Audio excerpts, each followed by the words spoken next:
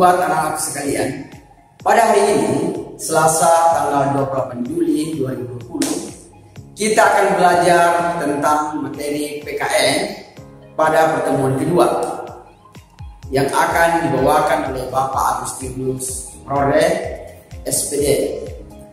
Selamat mengikuti, tetap semangat. Selamat berjumpa kembali pada pelajaran kita selanjutnya, yaitu pelajaran PPKN dengan judul atau materi pelajaran Piagam Jakarta dan sidang kedua BPUPKI serta penetapan Pancasila sebagai dasar negara. Pada pelajaran kita sebelumnya dipelajari tentang sidang BPUPKI. Teristimewa pada akhir sidang pertama itu dibentuk panitia kecil untuk mengumpulkan usulan-usulan para anggotanya yang harus dibahas.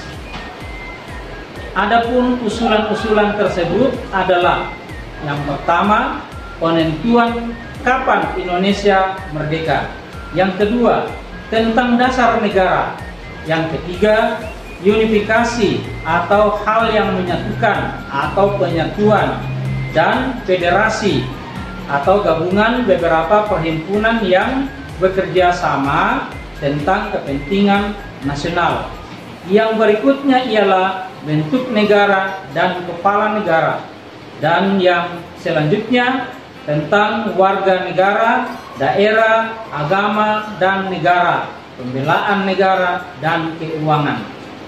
Setelah itu, panitia kecil membentuk panitia yang terdiri dari 9 orang yang disebut dengan panitia 9 dengan tugas membahas berbagai usulan tentang negara. Pada tanggal 22 Juni tahun 1945, panitia 9 menyepakati tentang rancangan pembukaan hukum dasar atau undang-undang dasar. Rancangan tersebut oleh Soekarno diberi nama Muqaddimah, oleh Muhammad Yamin diberi nama Piagam Jakarta, dan oleh Sukiman Wiryo Sanjoyo disebut Gentleman Agreement. Dalam Piagam Jakarta ada semangat perjuangan bangsa Indonesia melawan imperialisme, kolonialisme, kapitalisme, dan fasisme.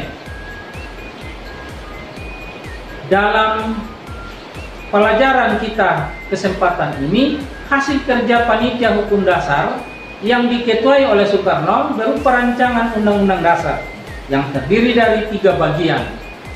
1. Pernyataan Indonesia merdeka. Yang kedua, pembukaan undang-undang dasar. Yang ketiga, batang tubuh undang-undang dasar. Setelah BPUPKI menyelesaikan tugasnya dan dibubarkan, maka BPUPKI diganti dengan PPKI, Panitia Persiapan Kemerdekaan Indonesia, atau disebut Dokuritsu Junbi Iinkai. Karena menurut para pemuda bahwa PPKI itu adalah buatan Jepang, maka mereka kemudian menginginkan kemerdekaan proklamasi segera dilakukan. Tetapi karena keinginannya mereka ditolak oleh golongan tua yang menginginkan pelaksanaan proklamasi kemerdekaan melalui PPKI, maka terjadilah yang namanya peristiwa Rengas Dengklok pada tanggal 16 Agustus tahun 1945. Peristiwa Rengas Dengklok itu adalah sebuah peristiwa yang dipelopori oleh para pemuda dengan maksud untuk mengamankan Soekarno dan Hatta dari pengaruh-pengaruh Jepang supaya jangan terpengaruh akan ide-ide dari pemerintah kolonial Jepang pada saat itu. Maka para pemuda memindahkan ke sebuah desa yang namanya Rengas Dengklok.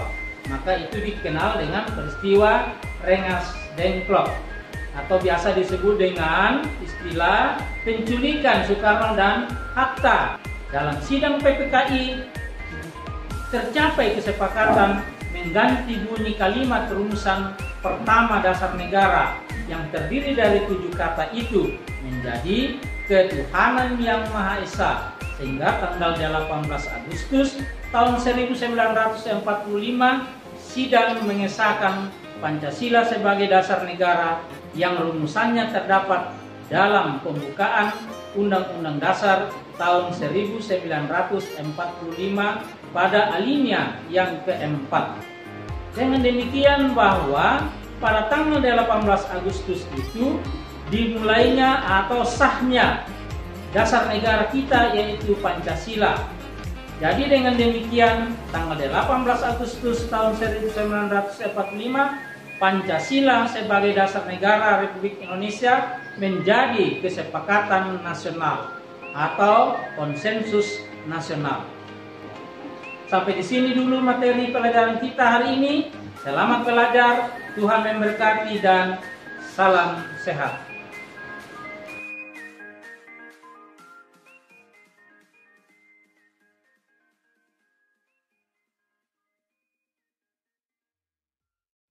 Thank you.